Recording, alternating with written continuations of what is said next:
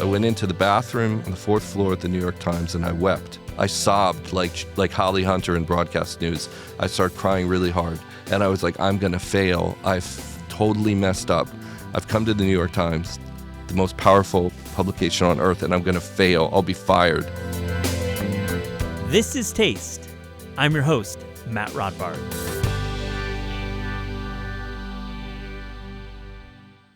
It was so much fun having Jeff Gordinier in the studio.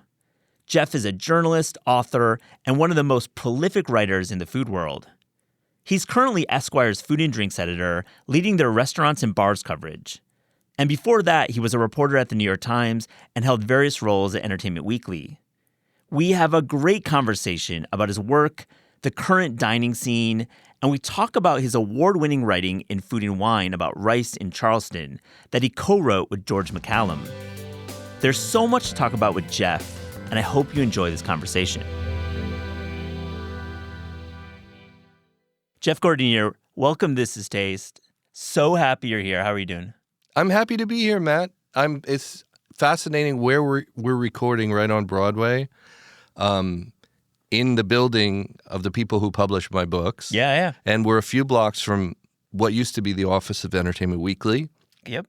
Where I started in New York in magazines in 1994, and we're a few blocks from Esquire, which is kind of just behind us. Yeah, I can see it from our floor. Yeah, the Hearst Tower. contribute to now. Yeah, so I feel like, wow, I'm in this like nexus. It's like I'm in Sedona. It's your spiritual home for magazine journalism from the mid-'90s. Yeah, in some ways. So many significant things happened to me on these very blocks. I met some of the great friends of my life. Yeah. I met my first wife, George McCallum, whom I've collaborated with now on various projects, including A Story for Food and Wine. I met him at Entertainment Weekly 30 years ago in that building, just a couple blocks away. So it feels lovely to be here. Well, let's go back to the EW days, because I love that you mentioned it right from the jump. You worked there from 94 to 2002. Yeah. And you were working in culture, obviously. You were writing about music and film. Tell us about this like glory golden era of EW, because honestly, there'll never be anything like it again. I don't disagree with you, Matt, and I kind of can't wait for somebody to make the great, glorious Entertainment Weekly documentary. Yeah. I think there are certain magazines that were extremely significant in American culture in different decades, certainly Esquire in the 60s, Rolling Stone in the 70s, Spy magazine in the 80s, magazines that sort of defined what the conversation was about or reflected it. And, I'm not going to be humble. I think Entertainment Weekly was, frankly, that in the 90s in America. It was a very influential magazine. And the talent, I mean, I'm on the bench at this magazine. I mean, my editor for movies, I wrote about movies. I wrote about essentially indie film and rock and roll. And my editor for movies was Mark Harris, who's now one of the most famous film writers in the country, and a wonderful person who taught me so much about storytelling. Gillian Flynn, who wrote Gone Girl, was an editorial assistant. Okay, A.J. Jacobs, who's become a notable author, was hired the same week that I was hired, as was Albert Kim, who went on to produce all these TV shows. David Brown, David Haydu, Doug Broad, Karen Volby, Mark Bernardin, Ben Svecki. It was a Dave Karger, Chris Nashawati, who's one of the great film writers also, and a dear friend of mine, was an editorial assistant in video or something, you know? So I remember walking through those halls, and we were kind of like the island of misfit toys. A lot of us were people who couldn't seem to get hired anywhere else. I had come from a little newspaper in Santa Barbara, California, and somehow the people at EW noticed my work. And this is before the internet, right? Yeah. So, I mean, I was mailing my clips, and somebody looked at them, called me, and hired me. Yeah. Said, you want to move to New York? I love that. I mean, it was very old, so it was like almost famous, And so suddenly I went from a little apartment on Delavina Street in Santa Barbara to living on the Upper West Side and working at this magazine that was It was the magazine everyone talked about. It also kind of invented the listicle and things like that. Well, invented many forms. I think for our younger listeners, there's no real comparison now, but every week it arrives at a home in 1998, my home, and it's telling you about the culture as you would learn about culture on TikTok. Yeah. And like for a print publication, it had that much power. And Jeff, I want to ask you, writing about indie cinema and rock and roll music, I mean, you had a lot of power. I mean, you're changing lives with your stories by writing in this, like, literally the front page of the internet. Yeah. Before the internet. And I was in my 20s, and my experience was mostly at local newspapers. Yeah. You know, and one of my breakthrough story was a cover story on John Travolta for Pulp Fiction. Wow. That was my first cover story for a national magazine. And his career was in the shitter at that Yes, point. I wrote the piece that looked at the fact that his career was turning around, right? I mean, now I'll tell you how that happened. It was an accident. I mean, it was summer. The film had won the Palme d'Or at Cannes, and a lot of the most significant established writers at Entertainment Weekly, Ben Svecki, Jess Cagle, etc., were on vacation. They were on vacation. So it happens. And I was on vacation up in the Cape with my buddy Steve Diamond, a college friend of mine. And as I remember it, who knows, the haze of memory, but Mark Harris called me and he said, "Man, are you free? Because I need somebody to go up to Maine to hang out with John Travolta at his house for a cover story." And I was like, "I'm going. I'm fine. I'll drive there, whatever you need." And so I got the story essentially because 3 other writers were not available. And suddenly I wrote this piece that completely changed my life. So after that, I wrote about Bruce Willis, David Bowie, Julia Roberts, Sean Penn, Willie Nelson, Green Day. It was fabulous, frankly. It was fabulous. And there was no shortage of resources. There was plenty of money to travel. We were paid really well. Not at first, but it clicked up really quickly. As you start to rise the masthead, you start to get more money. Jeff, let me ask you, when you're reporting these stories and you're doing these profiles, are you thinking about food at all? Are you focusing on the dish that John Travolta's eating and not just saying pasta, but saying it's like, a really nice bolognese with blah, blah, blah? Like, are you starting to hone this instinct that maybe the details about food matter in journalism? So funny you asked that, because when I wrote that piece, Mark Harris said to me, "Something tells me you're supposed to be a food writer." That's amazing. Yes, this is a true story. And because the last line of the piece, so I ended up flying with John Travolta from Maine. Did he fly you? Yes, he flew the plane. Okay, this is the wild. When people talk about how great the 90s were, the 90s were amazing, man. I'm in my 20s. I get in a plane with John Travolta. He flies me to Chicago. I did not know we were going to Chicago. I have no hotel. And he just lets me off there, and that's the end of the story. And I say that he lands the plane like butter sizzling in a skillet, right? And the whole piece was about John Travolta's appetite. The man loves to eat. He loves to cook. Yeah. And food kept appearing in the piece. And food kept appearing in my pieces throughout the years, at details as well, where I met Pete Wells. Pete Wells said the same thing. He's like, "You're always calling me about the food in various locations. Sure. Maybe this is your calling, I hadn't considered that as a career path. I mean, I grew up in a family for whom restaurants were like Broadway shows are to some families. Sure. Like my family absolutely reveres the idea of going to a restaurant and being in the hot place and, channeling that energy. What city is this? Los Angeles. Yeah, this is like LA proper, right? Yeah, I mean, I grew up in Pasadena. Yeah. And I grew up reading Jonathan Gold and Ruth Reichel when I was a teenager, okay? And they had a huge influence on me in terms of not just how I thought about food, but how I thought about the city of Los Angeles. This, again, before the internet, before Yelp, Google. I mean, it's all weeklies and newspapers and magazines. Yeah, so if you pick up the LA Times, the LA Weekly, and they're telling you about this incredible Thai noodle place that turns out to be 15 minutes away, or a taco truck that's a few blocks away, perhaps at 15 or 16 you weren't not aware of that. There was no other way to know. And my buddy Rich and I would get in the car. He ended up being a chef for a while, my best friend from high school, then worked for Williams-Sonoma. But we were sort of OG foodies kind of in our teens, and we would follow what Jay Gold wrote about and what Ruth wrote. We couldn't afford the Ruth places. Did you follow that story? I think you walked Pico. He walked the whole length of, was it Pico? It's madness when I consider that, Matt, because I live near Pico now. Yeah. And I drive up and down Pico almost on a daily basis. You think about I Gold. Cannot believe that he ate his way up and down Pico. Yeah. I mean, for me, food and poetry and music and indie film all converged in my teens to kind of shift my consciousness. I grew up in a very kind of religious, conservative environment, and contact with all of these forms of culture and forms of expression changed me. I've told Ruth that. I mean, Ruth's writing really changed me as a person. Me too. I mean, absolutely. Reading her books and reading her column and just reading and then catching up on the stuff I missed and the gourmet stuff, of course. We have to give Ruth credit here. Are you going to like the San Gabriel Valley? Are you going out to East LA as a kid? Talk about the restaurants you're visiting. Yes. I mean, I grew up in the East Side. You're right over the So the best road, Chinese food, the best Mexican food, if you ask me. My wife grew up on the West Side. Yeah. So we have a bit of friction about these things. I now live on the West Side near Culver City.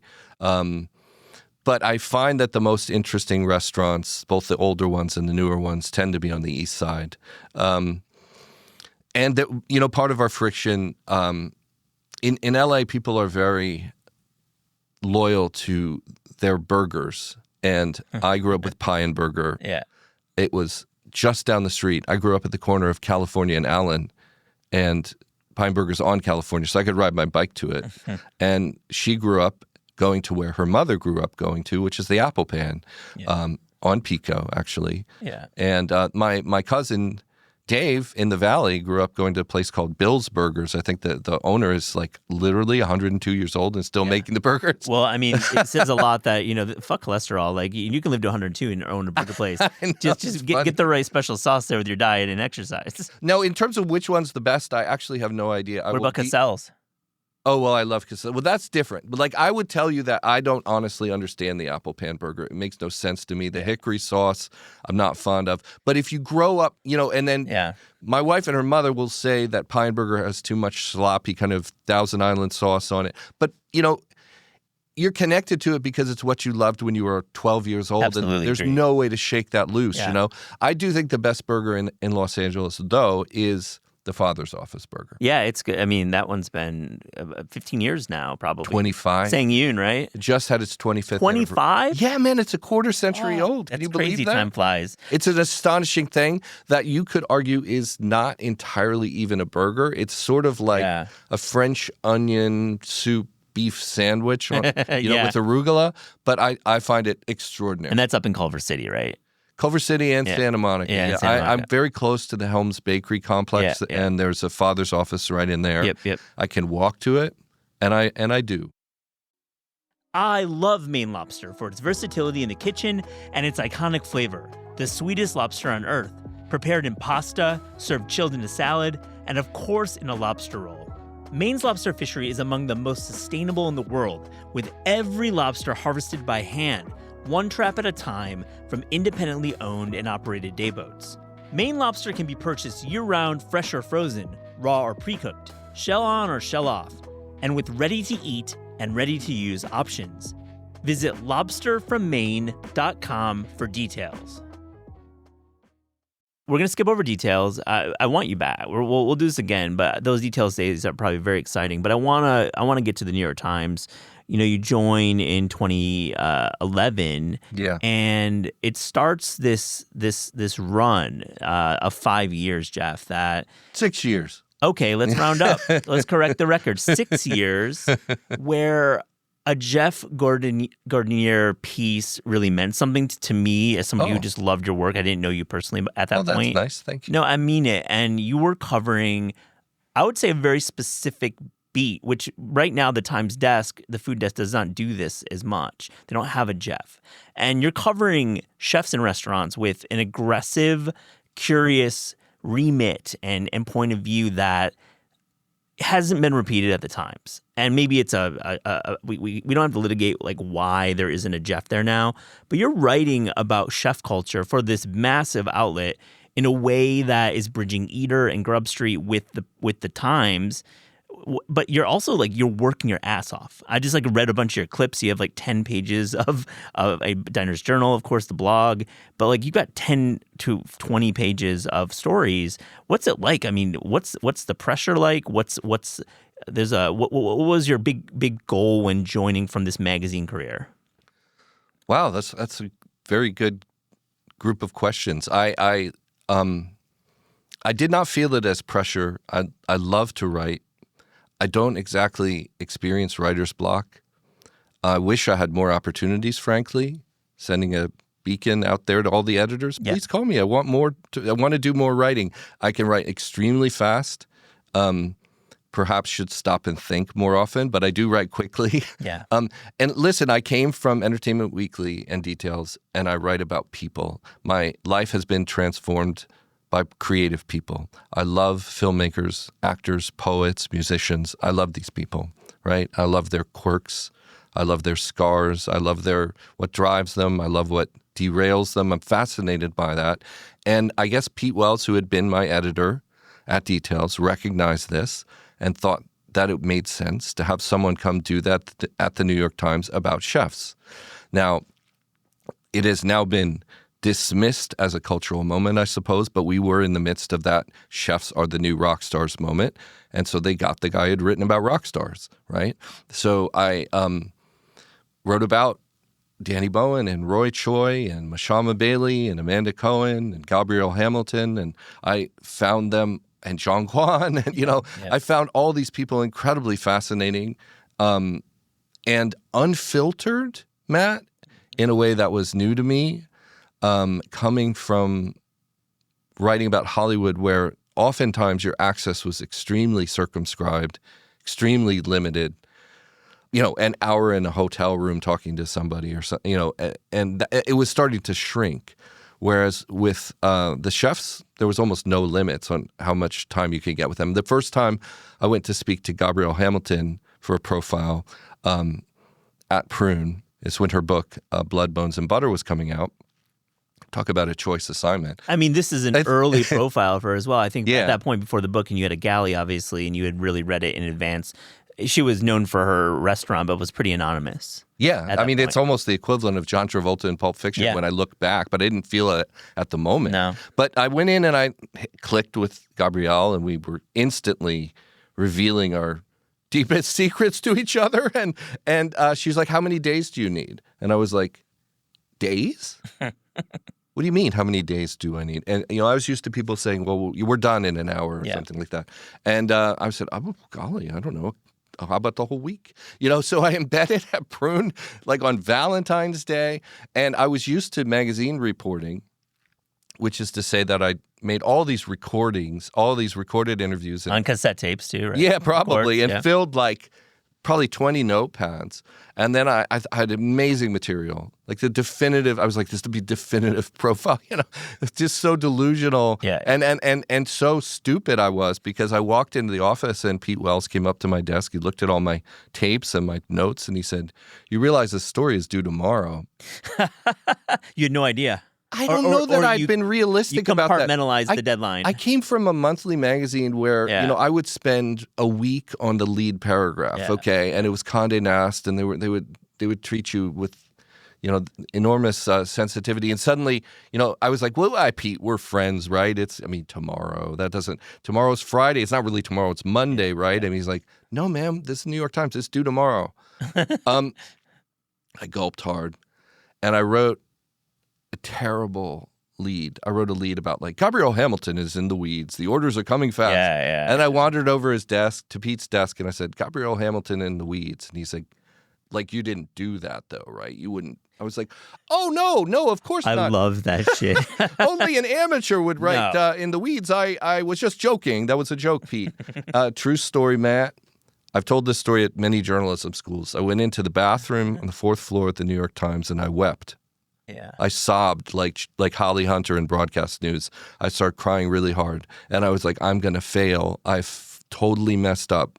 I've come to the New York Times, the most powerful publication on earth, and I'm going to fail. I'll be fired. I'm not kidding. Yeah. And I had done pieces for them that were successful. I did a Rocco DiSpirito profile. Yeah. I did a piece on an insect feast in Brooklyn. Mm-hmm. But suddenly I had this breakthrough, and I didn't know what to do. And I came back to my desk, and Pete came back, and he disputes that he said, but I'm going to print the legend here. He put his hand on my shoulder, and he said, "Move your fingers." He said, "Just move your fingers. I know you, and if you just move your fingers, you'll at least get a B- here. Like it'll be okay." Yeah, that's where the editors come in. Yeah, I hate the term vomit draft, but like you just gotta write. You just gotta write. I did, and so I did. I banged out 2,000 words that day, and I turned it in, and he was like, B+. And I was like, fine, good, okay. And I think he's about right. It's okay. I mean, it could have been more thoughtful. You can go back and look at the piece and let me know what you think. What's fascinating about the Gabrielle Hamilton piece is the opening image is a picture of Gabrielle in the kitchen at Prune with Mashama Bailey. Yeah. Who went on to be unknown at that point, but went on to found the Gray and great chef and one of the most significant chefs in America. Yeah, and just such a lovely person. I clicked with her immediately when I went to interview Gabrielle, and Ned Baldwin, now at Houseman, also worked in that little kitchen. Those are the three people working in that kitchen. Can you imagine? I love that Houseman is still on the Times top 50 or top 100 list. It just came out this morning. So this was no pressure. Like working the Times? I guess that's pressure. I mean, it's a pressure-packed place. And like looking at the quantity of work that you put out in those 6 years, I'm not trying to like make a myth of your time there, but like you really got to work there. Yeah, I did work hard though. I like that part. I mean, the pressure for me was more like the scrutiny is very intense. Particularly that was the heyday of Twitter. And I wasn't entirely prepared for that anything that's published in the Times is instantly dissected and kicked. And I mean, you have to have a tough skin in this business. So, but and you can't really make errors. Well, I was one of the first things that happened to me when I went to the Times is I went over to pay homage to David Carr. Yeah. May he rest in peace, because I was such a worshiper of David Carr. And I went over to his desk and I said, "Listen, man, you don't know me, but I just started in the food desk here, and I love what you do." And he said, "Nice to meet you." And he was like, "I got some advice for you." And I was like, "Oh, well, okay." And he said, "Don't worry about getting on A1. Just stay off A2." Now, what that means is A1 is the front page of the paper. He was like, don't shoot for the grand slam right now. Don't just try to avoid mistakes. Because the corrections were on A2. Yeah. Now, for the first full year of my time at the Times, I did not get a correction. Oh. In part because of fear, just rank fear. But I love people. I loved meeting people, and the access the Times affords is unparalleled. And I had great support from my editors there. And I also wrote, a lot of the stories that people seem to remember were actually not written for the food section per se. They were written for Tea magazine. Yeah, you had a really prolific. Yeah. Well, let's move on a bit. I want to ask you, you wrote a piece a decade ago, headline, "James Murphy of LCD Sound System is opening a wine bar in Brooklyn." Yeah. Let me ask you about that piece and what was going through your head when you're talking to James and the founding horsemen. Of course, we're talking about Four Horsemen, and the restaurant's still here a decade now. So what do you think about it in the current times as well? That's a really smart question, and I'm glad you asked that, because I did not think at that moment that this was a significant article or restaurant. Right. No, I totally. really thought it was kind of just another celebrity restaurant. That's what I'm asking. I have great respect for James Murphy. He is a cool guy and a smart guy, and his whole team. But like the Four Horsemen is now one of the most influential, natural wine bars, restaurants in the world. At the time, I did not think it was going to be that at all. I actually thought this was one of the more tedious stories you file now and then that, are just like openings, closings. It's a notes and it's like a news story. Yeah, so it got amazing traffic, actually. But, that story came to me because one thing I miss about New York, I've been walking around New York, and I'm just running into people. It's like such a little village. Yeah. Oh, there's John Gray from Ghetto. I walked in Superiority Burger. John Gray from Ghetto Gastro was there. Yeah. Give him a hug. I walked into Ada. There's Danny Meyer. I know a lot of people after 30 years here. And so I was at a party in New York for that. The origins of that piece. And Christine Mulkey, God bless her. Yeah. I don't know why she did this, but she came up to me and she's like, I got a tip for you. Now, Christine Mulkey, she knows everything. She definitely does. She's plugged in. She is incandescently brilliant. Yep. And I was so honored she was even talking to me, frankly. And she was like, you know LCD Sound System. I was like, well, yeah. She's like, James Murphy's opening a wine bar. You should do the breaking news on that. And I was like, that's a good tip. Thank you. I don't know why you gave that to me, but thank you very much. So I banged it out very quickly. Like she gave me his email or something, and I contacted him, wrote the piece, and now the Four Horsemen is a cornerstone of New York dining. We had Nick Tortola on about 6 months ago talking about the 10-year and the cookbook, and astonishing. That's the cool thing about covering the food scene is you go into a piece and you're reporting it and you're like, I don't think this one's gonna make it, and then all of a sudden it changes. Is Sound of Silver the goated album for LCD? Do you have like a ranking of their albums? We're going music right now. Yeah, no, I just always, as a Gen Xer, I'm 58, Losing My Edge is just something of an anthem for me that I go back, just that song over and over. I go back to that song, and it seems truer with every passing year. Every play of that song. I mean, now the generation coming up is literally my daughter's generation. My daughter's Margot, my eldest of 4 kids, is now 22, and it's Anyway, I see her friends starting to work in media, and I'm like, this is amazing. I mean, But a lot of stories came about that way. I think sometimes I got some pats on the back for like, how'd you get that scoop? I mean, a lot of it was legwork. I was always walking around. I walk everywhere. I was always going places. I went with friends. I remember vividly for dinner at Santina. Near the High Line, which was one of the major food group restaurants. Yeah. And I was just there having dinner, and Jeff Zalaznik, part of the triad, the power triad of major food group, came up and he whispered in my ear, we're taking over the Four Seasons. No joke. And I was like, wait, what? Like, I was like, hold on. I told my friends, like, just keep that thought. I got to go talk to him. And he's like, oh, wow, golly, maybe I shouldn't have said something. But I was like, Jeff knew what he was doing. I mean, Jeff is like the mastermind behind Major and doesn't obviously. I was like, that is, as you know, extraordinarily big news. I would like to have that scoop if possible. And he was like, yeah, let's do that. So I wrote that up, but it was, maybe they would have called me anyway, but it seemed to happen organically because he just walked by my table. It's a memorable piece. I read it last night because I was curious what you were thinking when reporting it. There's a portrait of the 3 of them just sitting in this iconic, dining room in Midtown. And for many who covered food at the time, this was a huge moment for that group. I mean, the group was known for downtown cool, and like Carbone obviously was the anchor. But then they're like, we're going and taking over this iconic Midtown space. And I think their trajectory has only gone up since then, and it was a really key moment for Major Food Group. Yeah. So on reflecting on the piece, like, were there things that you reported in that moment that could make you predict that they would become as big as they are today? Yes, I would say in the case of Mario and Rich and Jeff, it's the opposite of how I felt with Four Horsemen. Yeah. I felt from the moment I met Mario and Rich and Jeff, that they would be huge. I thought they were enormous, sort of almost like once-in-a-generation talents. And I mean, this goes back to when I first went to Teresi Italian Specialties, the first one. When I started at the Times, that was still a fairly new restaurant. And Julia Moskin, my sister at the Times, who sat near me, she's like, you have to eat there. I'm going to take you. And we went together, and I instantly got it. I was like, this is extraordinary. This is like the Noma of New York. I was blown away. The Noma of New York. Yeah, I really thought like for you personally, that was the feeling you had. I thought it was telling the story of New York in such a deep way, but everything was delicious and it was somehow just unpretentious.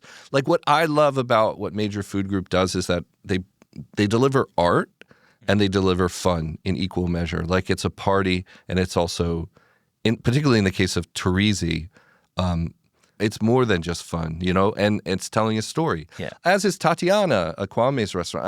I love those restaurants. So I always thought they had a vision. And I actually, I'm never going to be the critic of the New York Times, nor do I want to be. Yeah. And really? No, I couldn't eat that way anymore. And I just I prefer to write about people and things. But it has crossed my mind that were I in that position, there are 3 restaurants that I would have given 4 stars. Let's go there. I love this. I love this exercise. Yeah. And I love Pete Wells. He's like a brother to me. Yeah. I think he's a genius. My only little wrinkle of criticism is that I think he should have rung the brass bell more, like given out 4 stars a few more times. I loved how Frank Bruni did that. Mm-hmm. Glory, and like also because there's that sense of passing the torch generationally, and the 4 stars should not only sit with the old guard; they should be passed to the new guard. And there are restaurants now that have passed that should have gotten 4, in my opinion, but they're gone, so it doesn't matter. But Teresi, I think, deserves 4 stars. I do. And now you may say, well, that's not a tasting menu. I don't think tasting menus are the only 4-star experiences. I think a restaurant where the cooking is at that level, the hospitality is at that level, and you feel you're at the molten core of New York City. You are in the hottest place in the city. That's 4 stars to me. I mean, I can make the argument that Hassak Biet should be 4 stars too. I mean, it's number 5 on the list this morning, and I'm just adding that wrinkle. I think they need to rethink what a 4-star restaurant is. I'm candidly, I went to lunch at Le Bernardin yesterday with Michael Sebastian, the editor of Esquire. I still believe that Le Bernardin deserves 4 stars. Of course, so I think it's exquisite. It's the highest. But the other 2 are Atomix. I think Atomix is absolutely. I can't believe it doesn't have 4 stars. It is probably the best tasting menu in the country, and this is my hyperbolic enthusiasm possibly getting the best of me because I just went here on Sunday night, but I was so moved by the experience. I believe that Bungalow deserves 4 stars. Oh, yeah. 4 stars. Amazing take. I have not been to Bungalow. I've heard so many great things It's like you've walked into a wedding or a family reunion. It's like there's so much joy in that room. Yeah. You feel like if people just started breaking to song, it would not surprise you. It would make sense. The cooking is incredible. Vikas Khanna is one of the great chefs in the world, but it's also the approach to hospitality has a warmth, a genuine warmth, like a love that I've never encountered. I'm serious. It was like a different feeling in terms of a restaurant experience, and I found myself wanting to go back, wanting to kind of move in there. Like you pass through different rooms as well, and there's one room where it just seemed like all these people were just kind of hanging out, celebrating, loving each other. I've never been in a restaurant of that caliber that had so many kids in it. Yeah. There were lots of little kids. There were lots of grandmas and aunties. I love that observation. It's so smart. I think when you can break form and it's not just entertaining, it's not just like a closing dinner for a hedge fund. It's honestly a place for everyone. I mean, there's a price point barrier, but that's a really good point. To see families, to see these grandmas with their grandkids on their laps, I was actually moved to tears. I know this sounds overly emotional, but I was like, this is such a special place. I didn't realize. I mean, Priya Krishna got it right. She gave it 3 stars, but I actually think it even deserves 4. I started as a food writer at the Times, as much more of an amateur than I realized, to your point, Matt, because I don't think I realized quite how ignorant I was. I thought I knew stuff because I ate out a lot and I read a lot of books about food and I knew a few chefs, but only after a few years on the job did I realize that my knowledge was finally starting to deepen. And I think only now am I really becoming a food writer. Like I think I've finally gotten to the point where I'm not just intrigued by personalities, but I'm intrigued by I'm drawn to ingredients and techniques, and I actually want to learn about cooking in a sort of granular Bill Buford way. And at first, I was really just drawn to these fascinating I was the same way. I'll share my story because I wrote about music. I wrote a lot for Spin Magazine, Big Takeover. I worked at websites. I wrote for like all sorts of publications about music, and I was similar to you. I loved the characters. I loved the energy. I loved the secrets being shared. But I hated the 1 hour blocks. I hated getting the duds because of course talking to a like a Vagrant Records band about their album is not going to give you the material that I craved as a journalist. But then I started writing about food in like 2004, and I met David Waltuck, and I met this random guy. I had no idea. Oh. And that was my journey, was like interviewing a chef for the first time, and they gave me the time. We share that kind of path.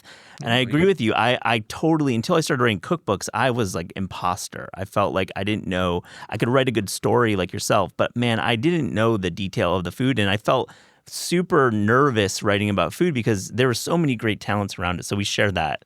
Yeah, I mean, there's imposter syndrome. And there are also occasionally imposters, Yes, very and I think there was a moment when maybe I was one, but I think I aged out of it. I worked my way out of it, and now I know a lot. Yes, and in fact, I'm one of the handful of people who travels around the country. People who actually travel around the country, going to all these restaurants, scouting out the best places. So I mean, do I know everything? Of course not. Like only beginning to know, but it's. I feel more of a sense of command now. Yeah. And, ignorance can be a powerful engine, though, in the beginning. Like, people blunder into these beats, and they think they know what they're talking about. I cringe thinking of some of my early stories. Well, it's the editor.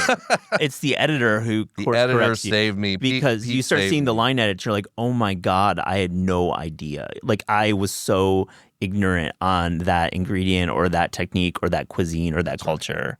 I remember Pete Wells saying to me, like, you are forbidden from using the word eatery. Yes. And I was like, oh my God, you're right. That is such a cheesy word. But it had never really crossed my mind. Yeah. And I think I dropped into a story just to avoid saying restaurant over and over. And he was like, no. You will not, under my watch, use eatery. It's on our banned words list. We have a pretty significant banned words list at Taste, and that's definitely one of them. And a spot as well, absolutely. Oh, I use spot sometimes. Spot, you have to flip into spot. Jeff, I want to ask you straight up, what was the most difficult story to report for you in the food world? That's a good question. I did a piece about this sort of schism at Roberta's when the founders of Roberta's kicked out one of the guys, and candidly, I can't remember everyone's names. Sam Sifton was sort of my editor at the time and has a deep emotional investment in Roberta's. It's a place that he's been an advocate for many years, and he understands the cultural magnitude of Roberta's, and so this was an important story to him. So there was a lot of scrutiny from Sam, and there was pressure in the reporting sense.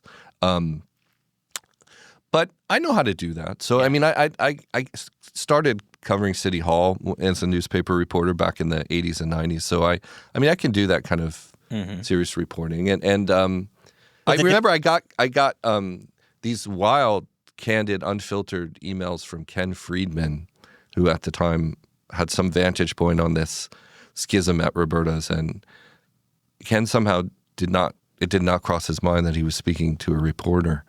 So I just, What was Ken's relationship to Roberta's and also like Ken Friedman? Wow. I know. I missed that one. I mean, I interviewed him.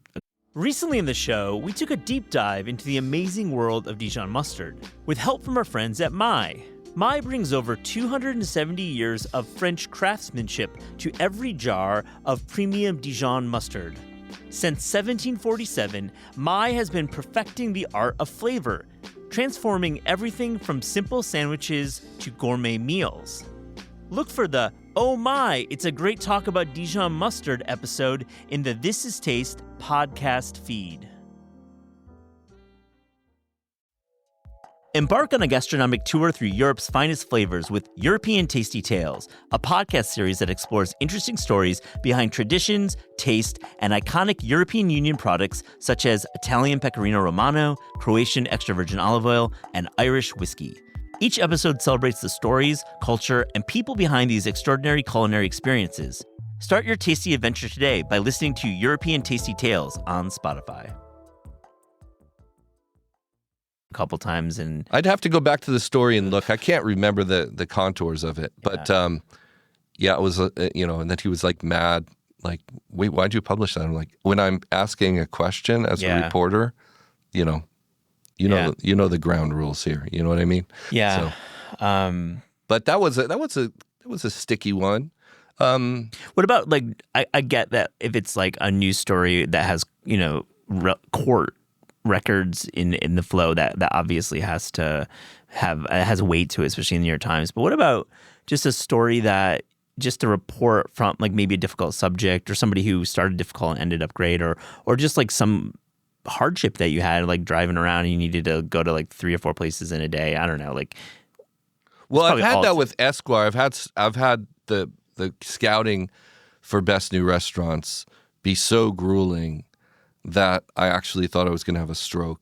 I mean, I'm not joking. Like, I had one week where I was in Asheville, North Carolina, and then I drove the next day to Birmingham, Alabama, which I do not advise. It turns out it's like 8 hours away. Yeah. And I ate at Automatic Seafood and Oysters. The next day I drove to Atlanta. The next day I flew to Miami. The next day I flew to Austin, Texas. The next day I flew to Los Angeles. And the next day I flew home to New York. And when I got home, my wife looked at me and she was like, "You look like you're going to die." I mean, I'm not. This is real. And every single place, I was eating so gluttonously. Yeah. And doing the legwork for best new restaurants, trying to visit as many places as possible. Also lunches and bars but a lot of times the flight would be at 7 or 8 in the morning, so you have to get up at 4 or 5 in your hotel. So I'm exhausted and bloated, and so not necessarily difficult in terms of person who was not forthcoming or something like that. No. Difficult physically, difficult mentally and physically. Like, I felt a sense of inner rot, like, oh, a lot of the people who came before me, Jay Gold and my predecessor at Esquire, Joshua Ozerski, A.A. Gill, died, doing this. And I got to take this seriously, and that's part of how Best New Restaurants evolved into being a group effort. It was like, I cannot do this alone anymore. I'm scared, actually. I'm scared about my health, and I have children. I want to be around for them, and it's also richer and deeper as a list when different voices are contributing. Yeah, you've done a terrific job, Esquire. I have a lot of questions about that, but let's go back a little bit, and I think listeners may think this is the dream job, and complaining about anything restaurant related is a foolish task, because, like, really, it is a dream job. But it's clear that in the last 5 years, the reason you had to travel like that is budget.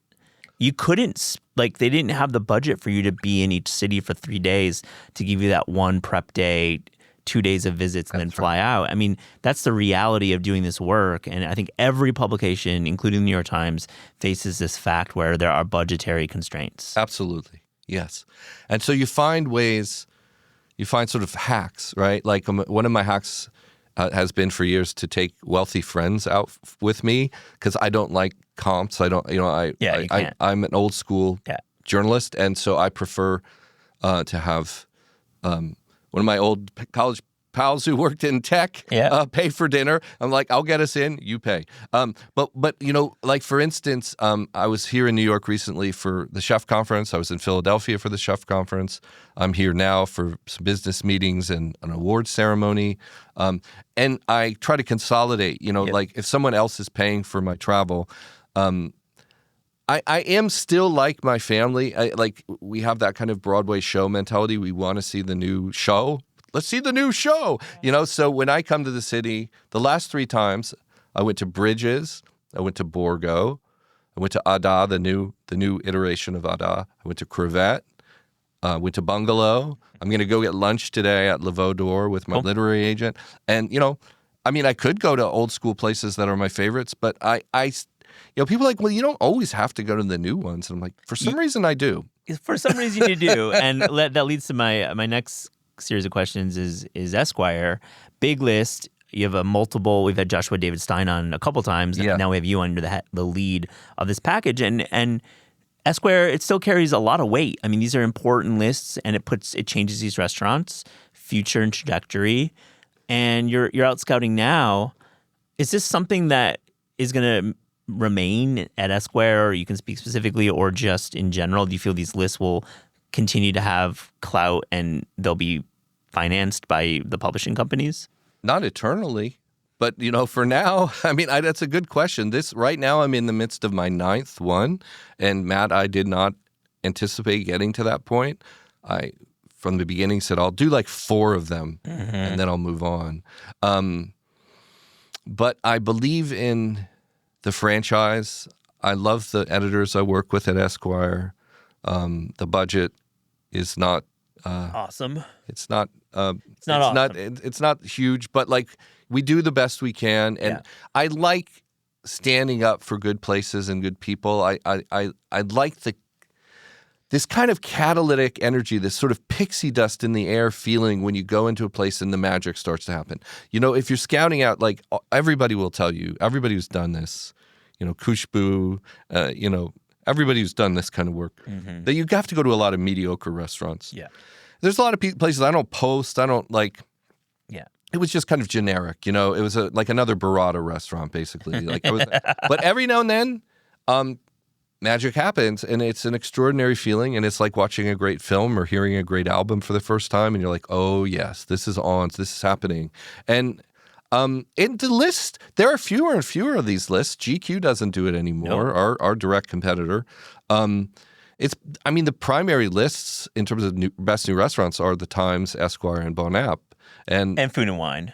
Food and Wine is best new chefs. Best new chefs, but and which is terrific. But I mean, that's kind of it now. There's not like as many as there used to be. There's the regional ones, which are really well done, the San Francisco Chronicle, the LA Times, etc.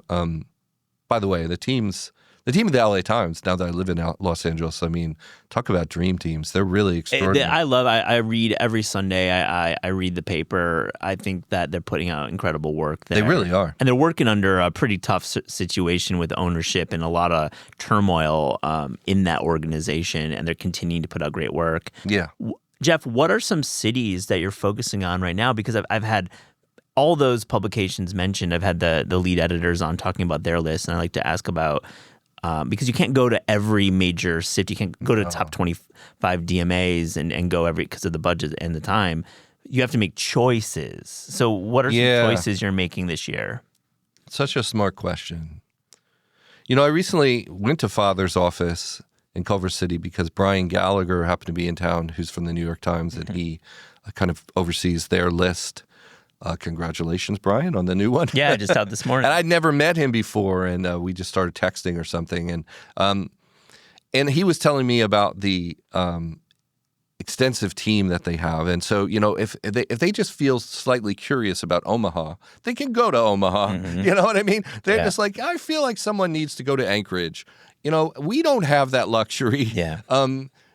Our team is limited, and so we do a lot of due diligence. Basically, you spend a lot of time Googling and talking to your sources on the street in various places, like what's happening. There's something happening in Memphis or not, because I'm not coming for another Burrata restaurant. I don't have the money, and I don't have the luxury in terms of caloric intake. I don't want to hurt myself for no reason. Right. So I'm extremely excited about San Diego. Very cool. I gotta be. I'm mostly focusing on the West because I live in the West now. So I'm basically going to do the whole Pacific Coast and hopefully Hawaii.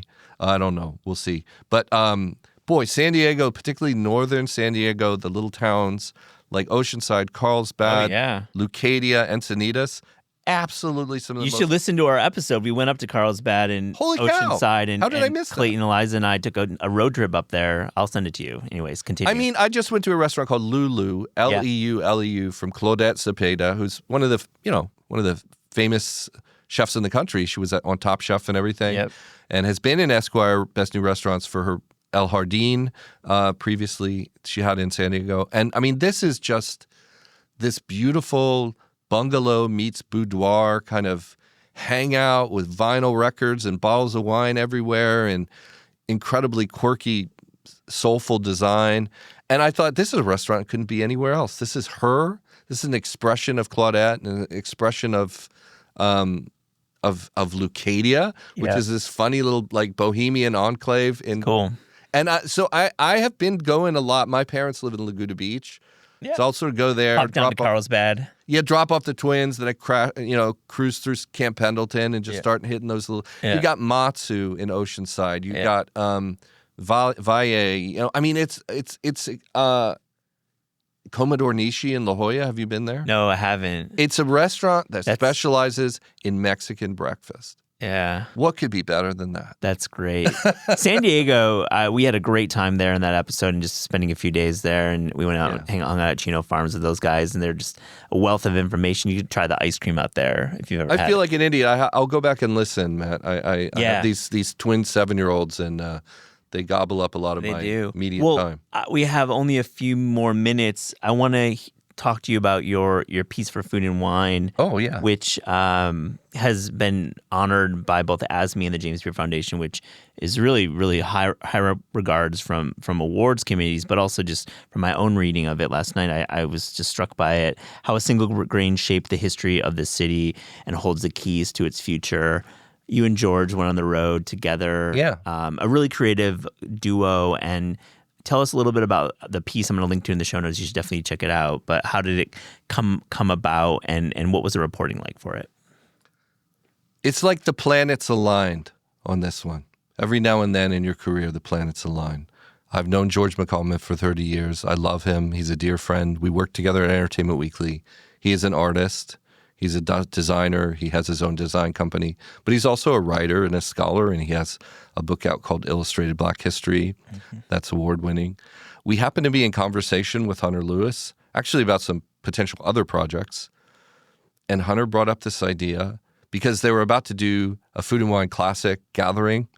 That's usually in Aspen, et cetera. And they were doing the first one in Charleston. And he was like, I want to do a piece about the history of Charleston, maybe about rice. What would you guys think about collaborating on that? And I was like, oh boy, this sounds great. And our editor is Karen Shimizu, and Karen's great. And so George and I went to Charleston together. Neither of us are from there, admittedly, but we started interviewing as many people as we could. And I had never done joint interviews. I never done an interview with another journalist present. And I want to do all my interviews that way moving forward. George's questions deepen the experience.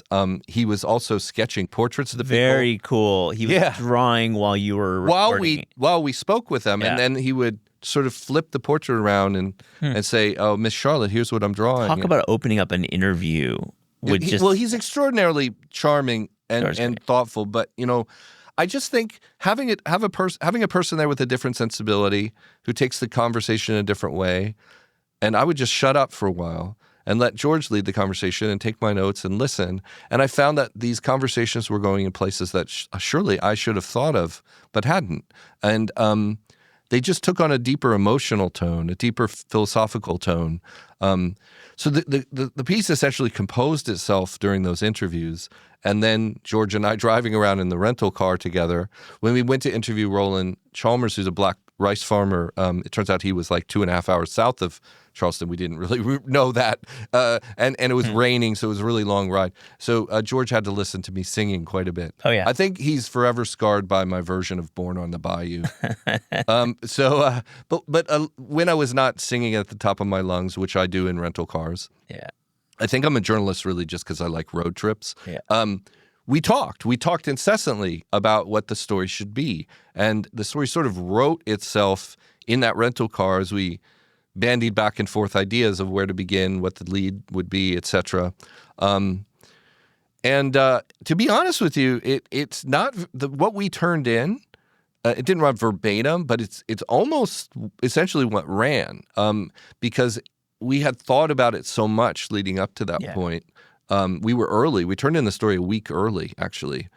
I think Karen was all shocked. Yeah. Sort of like, wait, what's that? But when you know you have a good one when the energy is there and you're not like noodling and you're not re-reporting or going out. I mean, I know that feeling. That's right. It's you great. Just feel like the planets have aligned. Like you're in that flow state. And George and I mean, there's friction too. I mean, I hate to use a boomer metaphor, but I've described George and I as sort of like Lennon and McCartney, and I'm McCartney. Okay, like I can write the pop song, I can write the melody you won't forget. But George was asking the deeper questions and bringing a stronger, more acute sense of history to that, and together, writing a song together. Wow, I mean, in my dream world, if media were like this, George McCalman and I would now do 20 more stories together. I hope you can. Yeah, I don't know if he feels that way. No, he's got a successful design business. He's got a lot to do, but I would love to do a whole book of stories with him. I hope you can do that, Jeff. Yeah. And I hope you can come back and talk about more of your work. Oh, thanks, Matt. Let's have you back. Thank you so much for joining This Is Taste. Yeah, thank you. Thanks for having me. I've always wanted to be on this show. Appreciate that. It's been a bucket list thing. So now it's happened. That means a lot. I listen to it all the time. I love it. Oh, so I was thanks, like, why man. have I not been on that show? Well, here you are, and I want you back. Thank you so much, buddy. Thank you.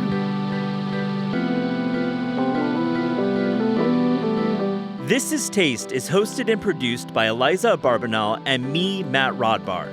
The show is edited by lead producer Clayton Gumbert and supervised by Pat Stango, Director of Media Production and Development at Penguin Random House.